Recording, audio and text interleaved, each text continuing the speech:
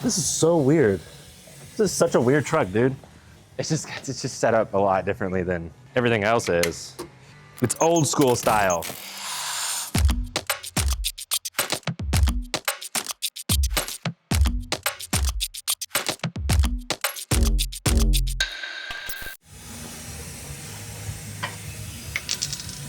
Hey, do me a favor. Can you grab me a 16 mil deep 3/8? It's a bad part. Brand new part's bad. It said pressure sensor faults for the tank. Like I had heating element faults. What's going on? It wouldn't clear. I unplugged all my connectors, looked at them, plugged them all back in. Hard fault. So I had to order another one after I put it all together, dude. I was like, I've never had that happen. Oh my God.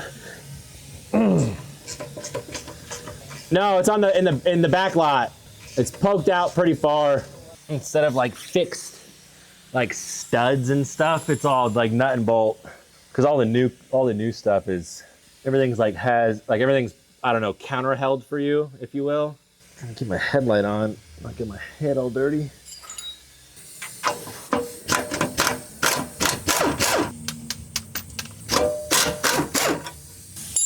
Alrighty, I think I'm finished down here.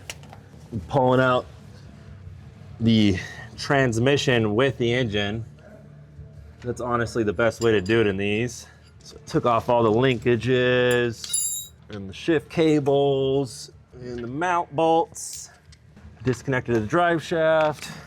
It looks good there. I've done motors on the other engine or the other chassis. Like that chassis, the first generation or the second generation. This is first. It is such a mess compared to those. I would probably already have it out because I started this morning. If I was on one of those, I'd probably have it out already.